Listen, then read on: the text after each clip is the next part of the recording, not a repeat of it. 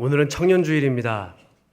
세운 찬양대가 청년주일이어서 그런지 청년들도 감당하기 어려운 찬양을 장년 찬양대가 오늘 했습니다. 감사합니다. 청년아 울더라도 뿌려야 한다라는 이지철 목사님의 설교집에 있습니다. 인상 깊은 문구가 있는데 청년은 현존하는 미래입니다 라는 이 문구예요. 이 책을 읽은 지 10년이 지났는데 청년에 대해서 이렇게 근사하게 표현을 할 수 있을까라는 생각이 듭니다. 청년은 현존하는 미래입니다.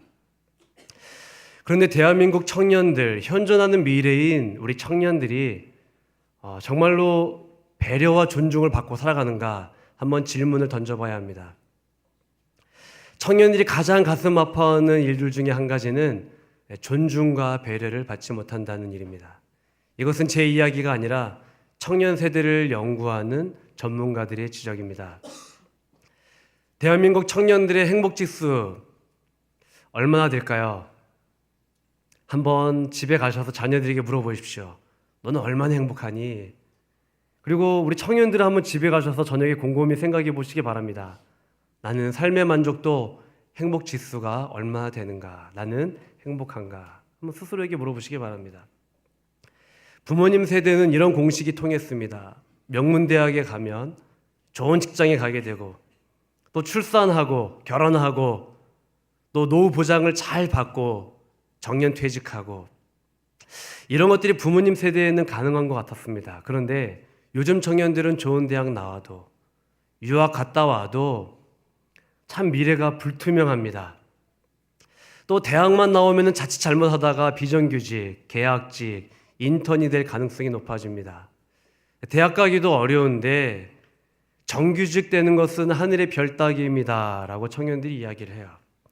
물론 잘하는 청년들은 잘하겠죠. 그러나 또 안 되는 청년들, 또 안타까운 청년들이 이런 이야기를 합니다. 청년들이 결혼해서 부모님 도움 없이 자기 힘으로 서울에서 집을 살 수 있을까요? 어때요? 앞에 계신 청년들 서울에 집 살 수 있겠어요? 애인도 없는데. 부모님들은 서울에 사시고 도심에 사시고 강남에 사시는데 청년들은 결혼 이후에 신도시나 서울 외곽으로 많이 빠져나간다고 합니다. 최근에 강남에서 목회하시는 혹은 목회하셨던 목사님들 몇 분을 만나게 되었습니다. 그분들 중에 하시는 말씀이 최근에 강남에 있는 중대형 교회를 제외하고는 상당히 많은 교회에 아이들, 청년들이 빠져나갔다라는 이야기를 해요. 청년들도 결혼하면 서울살이가 힘들어서 결혼 이후에 신도시나 외곽으로 나갑니다라고 이야기를 하고 있어요. 젊은 부부들이 나가니 유치원, 초등학교 아이들도 엄마 따라 아빠 따라 나가는 거죠. 그래서 최근에 신도시는 때 아닌 교회 학교 부흥이 일어난다고 합니다. 근데 강남에 있는 많은 작은 교회들 혹은 중형 교회, 그 정도의 교회들이 교회 학교, 젊은이들, 또 청년들, 이 대상들이 상당히 많은 타격이 있었다는 얘기를 하고 있어요. 즉 서울, 특별히 강남은 점점 젊은 세대가 빠져나간다라는 이야기를 합니다. 그러면서 저에게 한 말씀 던졌습니다. 강북도 얼마 남지 않았습니다. 여기가 강북이지 않습니까? 강북도 얼마 남지 않았다는 얘기를 하는 거예요. 그리고 이제는 5년, 10년 후에 도시 목회를 어떻게 해야 될 건지 고민해야 될 것 같습니다라는 이야기를 하는 걸 들었습니다. 세문안교회 10년 후 혹은 20년 후에 세문안교회의 모습은 어떨까요? 다음 세대와 청년들의 모습은 어떨까? 한번 10년 후, 20년 후에 대해서 우리는 고민을 해봐야 됩니다. 청년들이 가장 우선되는 문제는 뭐니 해도 입시와 취업이죠. 대학교도 가야 하고 대학원도 가야 하고 유학도 가야 하고 외국어 공부도 해야 하고 자격증도 따야 되고 스펙도 쌓아야 되고 듣기만 해도 스트레스 되지 않습니까? 이 모든 것들을 하기에 참 청년들이 많은 중압감에 시달립니다. 그런데 문제는 이 모든 것을 다 준비해도 본인이 원하는 직장에 취직하기가 쉽지 않다라는 데 있어요. 앞으로 인구가 준다고 하는데 인구가 줄어도 지금 청년들과 청소년들은 계속해서 치열하게 살아야 되고 경쟁해야 됩니다. 왜냐하면 다들 자신이 원하는 좋은 일자리 혹은 좋은 대학을 가려고 하기 때문입니다. 또한 고학력자가 늘어나는 것도 이만저만 부담이 아닙니다. 그러니까 남들보다 조금 더 잘하는 게 요즘 어려운 세상이 됐어요. 남들보다 무언가 조금 잘하는 것, 남들보다 조금 더 인정받고 탁월해지는 것, 그것이 어려워졌습니다. 왜냐하면 다들 고만고만하게 잘하기 때문이에요. 우리 음악하는 자매님들, 형제님들, 남들보다 조금 더 잘하는 게 쉬워요, 어려워요? 너무 어려워요. 그 얇은 종이 하나를 뚫고 올라가는 게 굉장히 어렵습니다. 청년들은 도대체 언제쯤 좀 편안하게 쉴 수 있을까요? 네, 마음이 아픕니다. 그래서 우리 청년들이 지나갈 때, 야, 미래가 지나간다. 커피도 한 잔 사주시고, 좀 등 좀 두들겨 주시고, 축복 좀 많이 해주시기 바랍니다. 2016년도 2월 세계경제포럼 일자리 미래 보고서에 보면 이런 내용이 있습니다. 2020년까지 일자리 710만 개가 사라진다. 앞으로 향후 몇 년이 지나면은 710만 개의 일자리가 사라진대요. 그리고 생기는 것은, 새로운 일자리는 200만 개에 불과하다. 즉, 조금만 시간이 지나면은 많은 청년들이 대량 실업자가 될 수 있다라는 이야기이기도 합니다. 더욱이 슬픈 소식은 엘빈 토플러의 지적입니다. 한국 학생들은 학교와 학원에서 미래에 필요하지도 않은 지식과 존재하지도 않을 직업을 위해 하루 15시간을 투자하고 있다. 그러니 청소년들과 청년들이 미래를 준비하면서 불안합니다. 또 대학을 다니면서 또 직장 생활하면서 불안한 거죠. 과연 내가 하는 이 전공 쓸모가 있을까? 내가 직장 가서, 내가 결혼해서 내 자녀들이 대학 갈 때까지 뒷바라지 해줄 수 있을까? 불안하죠. 게다가 어렵사리 취업한 청년들도 이만저만 부담이 아닙니다. 주일이고 주말이고 회사에서 선배들이 부르면은 어떻게 해야 돼요? 가야 되는 거죠. 또한 많은 청년들이 자신은 임원될 가능성이 없다고 이야기합니다. 임원 시켜줘도 근데 안 하겠대요. 왜냐하면 회사 임원들 보니 저렇게 직장생활 안 하고 싶다는 거예요. 저렇게 직장생활 할 바에는 내가 40대에 내가 작은 사업을 하든지 아니면은 음식점을 차려야 되겠다. 이런 청년들도 많이 있습니다. 미래에 대한 불투명함과 이 현실적인 분주함 때문에 직장인들, 청년들이 참 고통스러워합니다.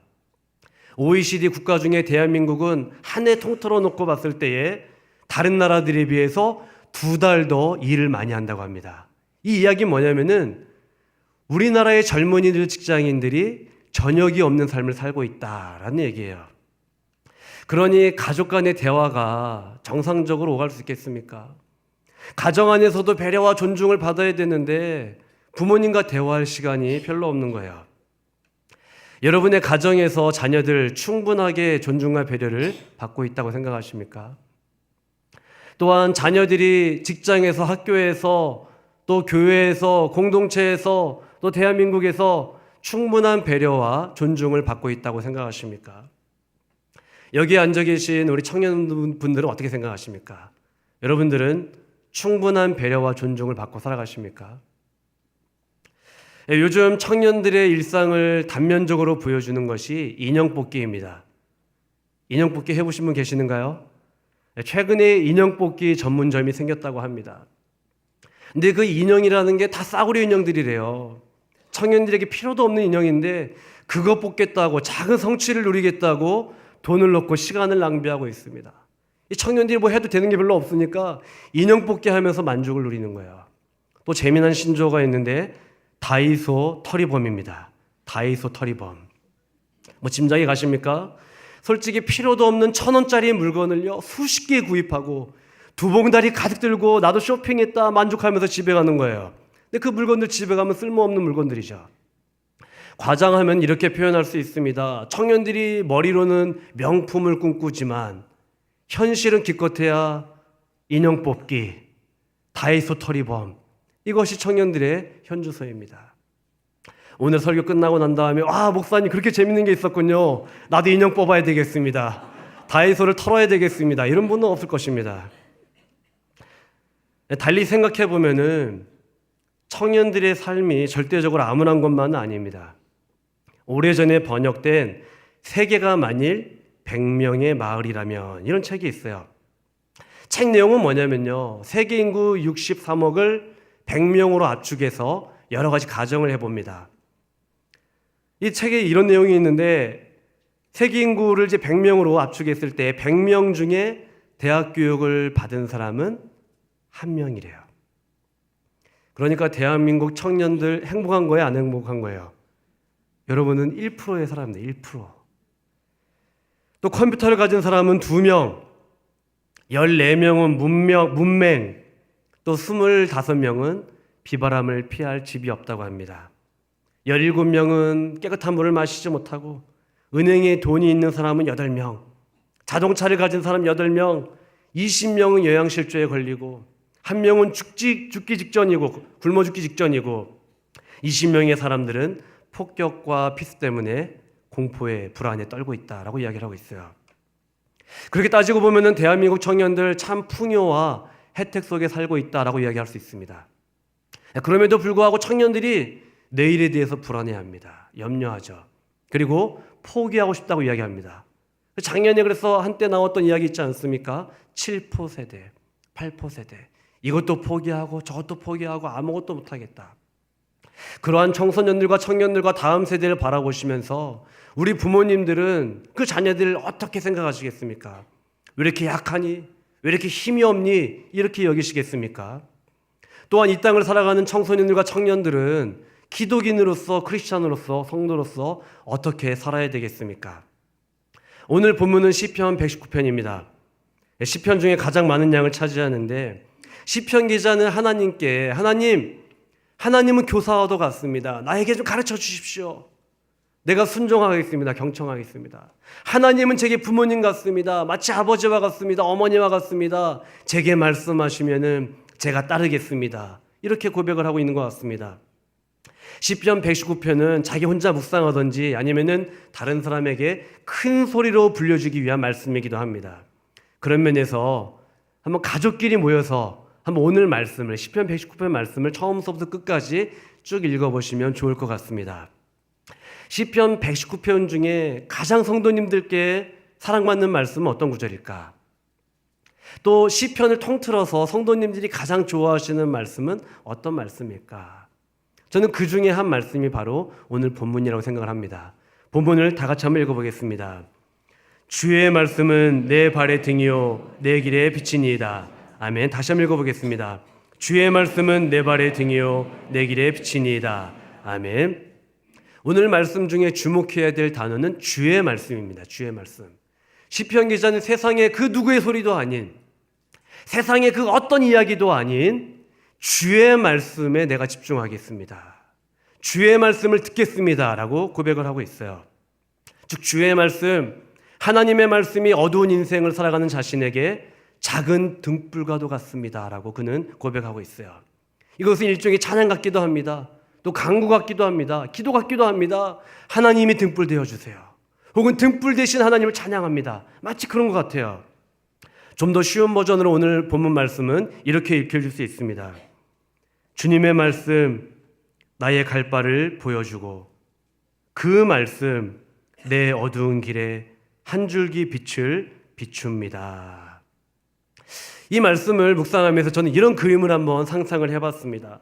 한 치 앞도 보이지 않는 칠흑 같은 어둠 속에 흔들리는 작은 등불을 하나 들고 걸어갑니다. 이 작은 등불은요, 겨우 자신의 그 한 걸음밖에 보여주지 않아요. 그런데 저 멀리 작은 불빛, 한 줄기 불빛이 비칩니다. 그리고 작은 등불을 들고 한 걸음 한 걸음 그 빛을 향해서 나아가는 모습. 저는 오늘 본문을 묵상하면서 그런 그림이 그려졌습니다. 인생을 살아갈 때 어둡고 캄캄하고 아무것도 보이지 않고 두 걸음 세 걸음이 보이지 않는데 주의 말씀 의지하면서 한 걸음 한 걸음 걸어갔었지. 앞이 보이지 않는 그 순간에, 절체절명의 순간에, 위기의 순간에 하나님이 작은 빛을 보여주셨지. 그 말씀이 내게 생명이 되었지. 그 말씀이 내게 위로가 되었지. 마치 시편 기자는 그렇게 고백하고 있는 것 같습니다. 신약 성경에 보면요, 오직 주님만 바라봤던 믿음의 사람들이 등장합니다. 한 문둥병자가 주님 앞에 나아가 고백합니다. 주님, 저를 깨끗게 하여 주시옵소서. 저를 깨끗게 하여 주옵소서. 혈루병에 걸린 여인은 주님을 만나기 위해서 그 사람들이 많은 광장으로 나아갑니다. 예수의 소문을 듣고 맹인들이 외칩니다. 주여, 우리를 불쌍히 여기소서. 자기 자녀의 문제로, 자녀의 고통의 문제로 또 주님 앞에 나아가 이렇게 외칩니다. 주여 고쳐 주시옵소서. 인생의 절망과 어두움 속에서 빛이신 예수 그리스도를 바라본 믿음의 사람들을 우리는 성경을 통해서 목격하게 됩니다. 간절히 찾을 때에 빛이시며 소망이신 예수 그리스도를 만난 믿음의 사람들을 우리는 발견하게 되죠. 더 나아가 주님은 그들을 찾아가셨습니다. 마음이 무너지고 상처 입고 찢겨진 그 영혼들을 찾아가셔서 손을 잡아주시고 안아주시고 눈물을 닦아주시고 그들을 일으켜 세우셨습니다. 연약한 인생, 절망 중에 있는 인생을 어둠에서 빛으로, 사망에서 생명으로 초대해 주시고 인도해 주셨습니다. 다시 시편 본문으로 돌아와서 시편 기자는 빛이신 하나님, 자신의 인생의 빛 되신 하나님을 찬양합니다. 내 인생의 어두움 가운데 하나님은 소망이셨습니다. 하나님은 생명이셨습니다. 하나님은 빛이셨습니다. 라고 고백을 하죠. 그래서 오늘 본문 말씀을 다시 이렇게 읽고 싶습니다. 주의 말씀은 내 발의 등이요 내 길의 빛이니이다. 저는 이 고백이 너무도 인간적이고 또 소박하고 정직하다, 이렇게 저는 생각을 합니다. 시편 기자는 하나님, 내 인생의 어두움과 아픔 중에 대낮처럼 나를 밝혀주시고 인도해 주셨습니다라고 그는 고백하지 않아요. 하나님, 나는 20년간 30년간 신앙생활을 했는데 도무지 앞이 보이지 않았습니다.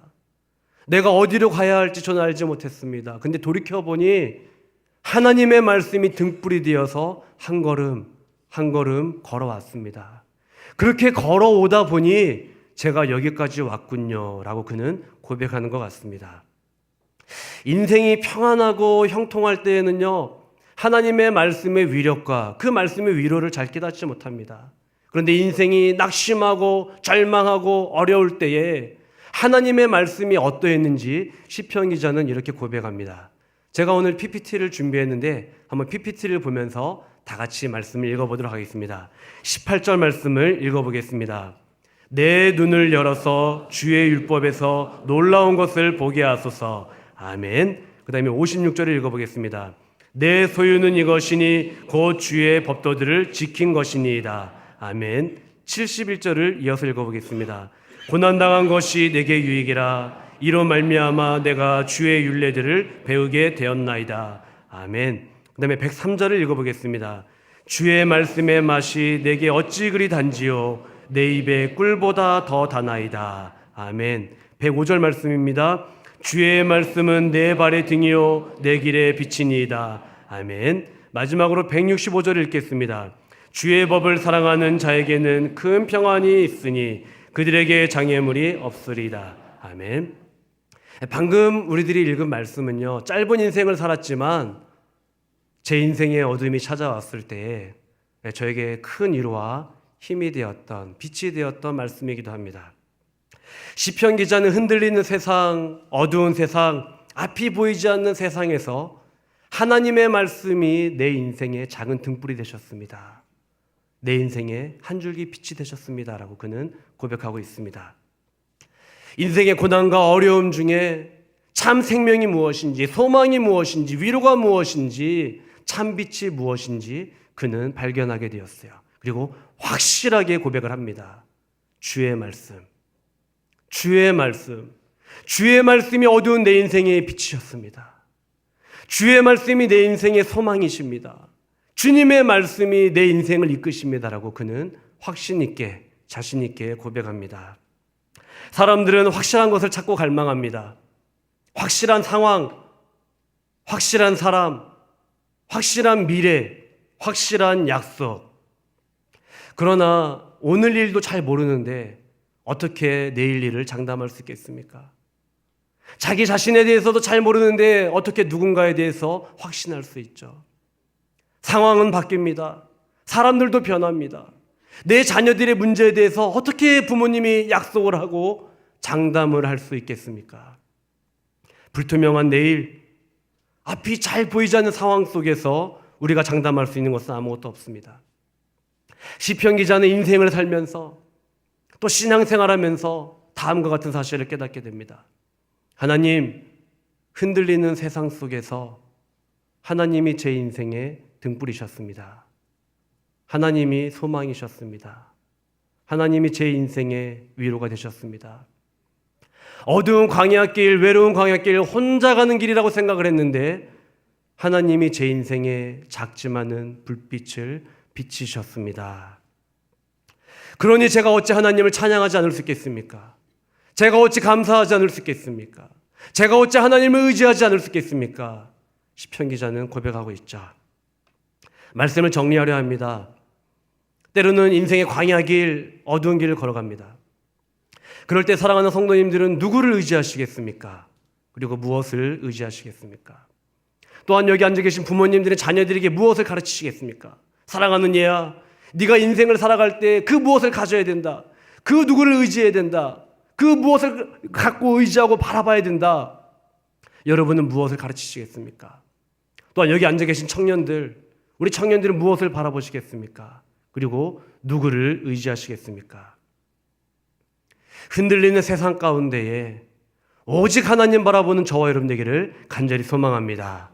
때로는 어두운 인생길을 걸어갑니다. 그러나 주의 말씀, 주님의 말씀, 하나님의 말씀이 내 인생의 등불이십니다. 하나님의 말씀이 내 인생의 빛이 되십니다. 소망이십니다. 생명이십니다.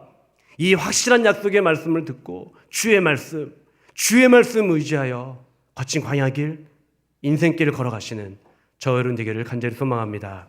이 시간 자녀를 위해 잠시 기도할 텐데 우리 1분만 기도하겠습니다. 다음 세대 또한 자녀들, 청년들이 이 땅에서 오직 주의 말씀에 귀를 기울이게 하여 주옵소서. 오직 하나님께 소망을 두는 믿음의 자녀들 되게 하여 주옵소서. 다 같이 1분 정도만 기도하겠습니다. 하나님 감사합니다. 하나님, 우리는 내일 일을 자랑할 수 없습니다. 우리는 내일을 알지 못합니다. 하나님, 우리는 두 걸음 세 걸음조차 장담할 수 없습니다. 그러나 하나님, 우리 인생을 돌이켜볼 때에 주의 말씀, 하나님의 말씀이 한 걸음 한 걸음 나아갈 수 있도록 힘이 되고 용기가 되었음을 고백합니다. 하나님 아버지, 우리가 오직 주를 바라보며 오늘도 한 걸음 나아갑니다. 주의 말씀 듣고 또 한 걸음 나아갑니다. 하나님 아버지, 붙들어 주옵시고 우리 사랑하는 자녀들, 우리 부모님들, 하나님 우리 온 교우들 붙들어 주옵시고 내일 일을 자랑하지 아니하며 오직 하나님을 의지하며 믿음으로 나아가는 저희 모두가 될 수 있도록 인도하여 주옵소서. 혹여라도 낙심과 절망 가운데 있는 영혼들 붙들어 주옵시고 참 소망이신 하나님 바라보게 하시고 주의 말씀은 내 발의 등이요 내 길의 빛이십니다. 아버지, 이것을 절대적으로 고백하며 살아갈 수 있는 저희 모두가 될 수 있도록 인도하여 주시옵소서. 모든 것을 맡깁니다. 우리의 다닐 길을 인도하여 주옵소서. 예수님의 이름으로 감사하며 기도합니다. 하나님 감사합니다. 모든 것이 하나님의 은혜입니다. 지금까지 인도하여 주심에 감사를 드립니다. 거친 인생길, 광야길, 어두운 길을 걸을 때 함께 하시고 인도하여 주심에 감사를 드립니다. 그러나 당장의 문제와 어려움과 아픔과 고통으로 인하여 낙심하기도 합니다. 흔들리기도 합니다. 질그릇처럼 깨지기 쉬운 우리를 붙들어 주시옵소서. 그러나 인생의 어둠과 흑암 중에 한 줄기 빛을 비추어 주시고 꼭 필요한 때에 주의 말씀을 들려주시니 감사합니다. 그 말씀이 오늘의 빛과 소망이 되게 하여 주시옵소서. 또한 불투명한 미래와 장담할 수 없는 삶을 살아가는 자녀들과 청년들을 붙들어 주시옵소서. 오늘을 살아가고 감당할 수 있는 힘과 지혜와 용기를 허락하여 주시옵소서. 혹여라도 세상의 것, 땅의 것을 줬다가 믿음 잃어버리지 않도록 우리의 자녀들을 붙들어 주시옵소서. 우리 주 예수 그리스도 이름으로 기도합니다. 아멘.